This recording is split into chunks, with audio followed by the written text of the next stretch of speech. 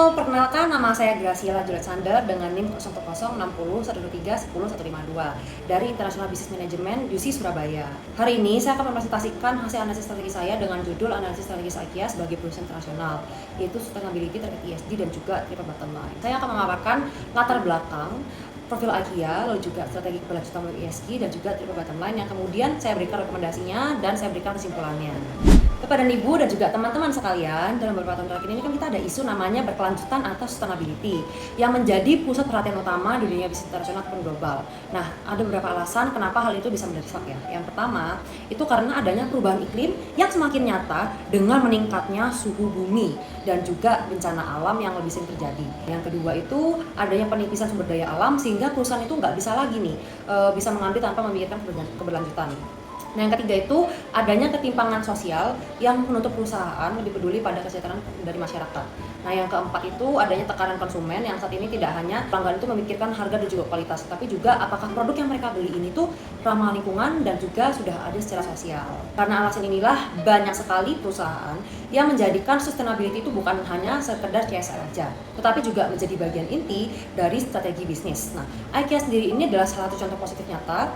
Mereka tuh menggunakan program yang namanya People, Planet, and Positive. IKEA ini menargetkan bahwa perusahaannya itu bisa mempunyai iklim positif pada tahun 2030, yang artinya mereka akan mengurangi lebih banyak emisi daripada yang mereka hasilkan sekarang. Nah, teman-teman, untuk IKEA ini didirikan pada tahun 1943 di Swedia oleh yang namanya Ingvar Kamprad ya. Jadi awalnya mereka ini hanya menjual barang rumah tangga sederhana yang kini berkembang menjadi retail furniture terbesar di dunia. Untuk IKEA sendiri itu sudah beroperasi di lebih dari 60 negara dengan 450 toko. Nah, untuk model bisnisnya itu mereka terkenal dengan menggunakan konsep flat pack furniture ya, yang memudahkan distribusi, lalu juga menekan biaya operasi dan juga mengurangi emisi dari transportasi. Untuk visi dari IKEA sendiri itu adalah to create a better everyday life for the many people. Nah, untuk misinya sendiri adalah menjadi perusahaan positif, iklim positif ya pada tahun 2030. Mereka tuh akan melalui dengan menggunakan namanya energi terbarukan, material keberlanjutan dan juga daur ulang limbah. Nah, teman-teman, IKEA ini memiliki 8 ya prinsip inti yang bisa menjadi dasar strategi keberlanjutannya. Yang pertama itu adalah togetherness atau kebersamaan. Nah, IKEA ini sangat percaya bahwa keberhasilan itu datang dari kolaborasi. Mereka itu bermitra dengan komunitas lokal dan juga pemasok kecil di India dan juga Asia Tenggara untuk memproduksi barang keberlanjutannya. Yang kedua itu adalah caring for people dan juga planet. Mereka itu sangat peduli pada manusia dan juga bumi. IKEA ini sudah menggunakan 100% kayu bersertifikat FSC dan juga menjalankan program daur ulang furnitur dari konsumen. Yang ketiga itu namanya adalah cost consciousness yang namanya kesadaran biaya. Nah, IKEA ini terkenal dengan desain flat pack furniturnya yang menekan ongkos transportasi sekaligus menurunkan emisi karbon. Yang keempat itu adalah simplicity, yaitu kesederhanaan. Mereka tuh punya panduan perakitan sederhana yang membuat konsumennya mereka ini bisa dengan mudah merakit furniturnya sendiri, sehingga tidak perlu lagi layanan tambahan ataupun transportasi ekstra dari IKEA sendiri. Nah, yang kelima itu adalah renew dan juga improve, yaitu selalu berbenah. Nah, IKEA ini selalu berinovasi dengan material baru seperti bioplastik dari tebu, lalu juga penggunaan energi terbarukan di tokonya. Nah, yang keenam, mereka itu menggunakan different with meaning, yaitu berbeda dengan makna ya. Contohnya itu ada di program mereka yang namanya buy back and resell, di mana pelanggannya itu bisa menjual kembali furnitur lama untuk digunakan ulang. Yang nomor 7 itu adalah give and take responsibility, yaitu tanggung jawab bersama. Nah, karyawan itu diberi ruang untuk mengusulkan ide keberlanjutan dan juga terlibat dalam keputusan operasional dari perusahaan. Jadi enak tuh jadi karyawannya. Yang ke-8 itu adalah lead by example, yaitu memimpin dengan teladan. Nah, IKEA ini berusaha menjadi contoh nyata praktis bisnis berkelanjutan. Mereka itu tidak hanya sekedar membuat kebijakan di atas kertas saja. Untuk 8 dari inisiatif ini membuat IKEA itu nggak hanya menjual furnitur, tapi juga mengubah pola pikirnya masyarakat tentang bagaimana gaya hidup yang berkelanjutan itu. 8 inisiatif ini membuat IKEA tidak hanya sekedar menjual furnitur saja, tapi juga untuk mengubah pola pikir masyarakat tentang gaya hidup yang berkelanjutan yang lebih baik di masa depan. Selanjutnya, mari kita analisis tentang kerangka ESG atau yang namanya environmental, social, dan juga governance. Nah, yang pertama itu ada yang dinamanya environmental ya. Nah, IKEA itu sudah berkomitmen menjadi climate positif pada tahun 2030. Bagaimana caranya? Yang pertama itu adalah mereka investasi secara besar-besaran di energi terbarukan, yaitu contohnya di panel surya dan juga angin. Yang kedua itu ada yang namanya circular design, di mana mereka itu merancang produk yang bisa dipakai ulang dan juga didaur ulang. Yang ketiga itu adalah elektrifikasi transportasi logistik, yang hasilnya emisi gas dari rumah kaca IKEA itu sudah turun banyak sekitar 20% sejak tahun 2016. Nah, pada tahun 2024 jejak iklim mereka itu sudah turun juga dari 24,1 juta ton CO2e ke 21,3 juta ton CO2e juga. Nah, itu sudah setara dengan penurunan sekitar 5% dalam setahun ya. Yang kedua itu ada yang namanya sosial ya. IKEA itu sudah bermitra dengan lebih dari 1.500 pemasok kecil di seluruh dunia.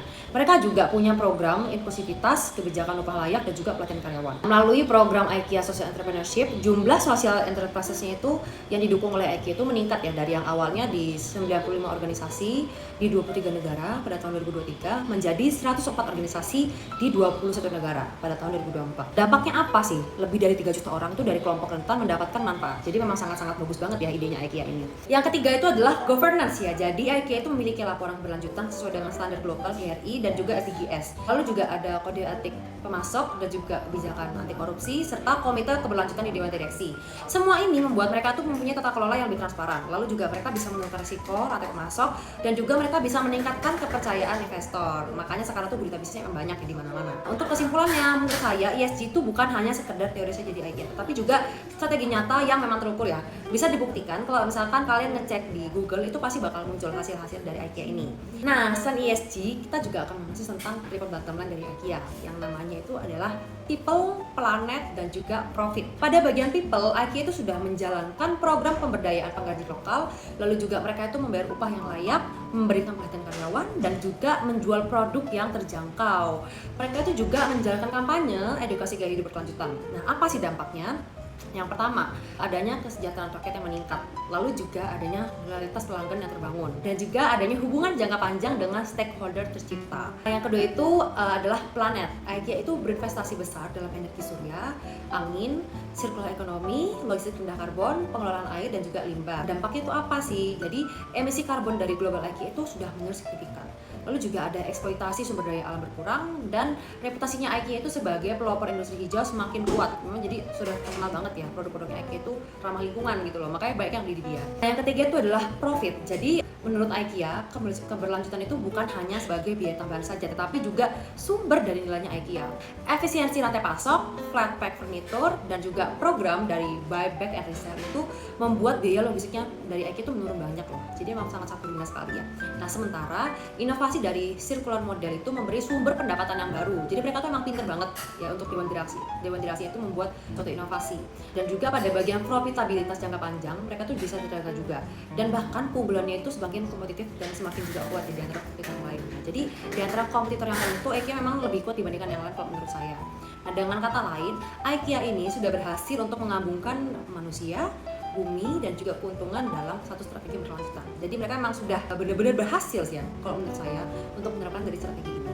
Berdasarkan dari analisis saya yang sudah saya buat tadi, saya itu punya 2 nih rekomendasi strategis untuk memperkuat IKEA di masa depan. Apa sih? Yang pertama itu adalah mendirikan IKEA Sustainability Hub di Asia Tenggara. Kenapa harus dibikin? Karena ada perbedaan yang signifikan ya antara implementasi ESG di negara maju dan juga negara berkembang. Kebetulan kan kalau negara Indonesia ini kan adalah negara berkembang ya, bukan negara maju. Hub ini akan menjadi pusat edukasi, inovasi, dan juga kemitraan lintas sektor. Manfaatnya itu cukup banyak ya. Pertama itu adalah transfer teknologi hijau.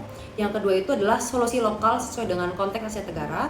Yang ketiga itu adalah penciptaan lapangan kerja hijau. Yang keempat itu adalah peningkatan kapasitas SDM di bidang keberlanjutan. Jadi dengan adanya dari inovasi ini mungkin akan lebih banyak lagi sektor-sektor yang bisa di area hijau. Dari sudut pandang triple bottom line, hub ini bisa bermanfaat untuk people, planet, dan juga profit. Yang kedua itu program Product Take Back and Repay Station. Saat ini kan circular economy di IKEA di Asia ini kan belum cukup kuat di Eropa. Jadi program ini bisa mendorong nih pelanggan untuk mengembalikan furnitur lama untuk diperbaiki, direstorasi atau didaur ulang. Jadi tidak disimpan saja ya seperti kebanyakan orang-orang di Asia itu. Untuk manfaatnya sendiri itu juga ada yang banyak seperti tadi. Yang pertama adalah untuk mengurangi limbah.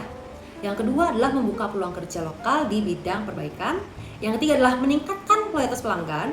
Yang keempat adalah memberikan sumber pendapatan baru dari resell. Program ini mendukung SDG 12 tentang konsumsi berkelanjutan, lalu juga SDG 13 tentang iklim, dan juga SDG 15 tentang ekosistem di darat. Dengan adanya 2 strategi yang kuat ini yang menurut saya, IKEA itu bisa memperluas nih ya dampak keberlanjutan itu terutama di Asia Tenggara. Sekaligus hal ini bisa memperkuat posisinya IKEA sebagai pemimpin industri furnitur global. Sebagai kesimpulan, IKEA ini adalah contoh nyata ya perusahaan global yang memang mereka itu sudah sukses sekali menjadikan keberlanjutan ataupun sustainability sebagai strategi intinya. Bisa dibuktikan dari banyaknya ya masyarakat kita yang mereka itu sudah menggunakan produknya IKEA dengan 8 prinsip inti yang sudah dibahas tadi, lalu juga ada analisis ESG dan juga triple bottom line.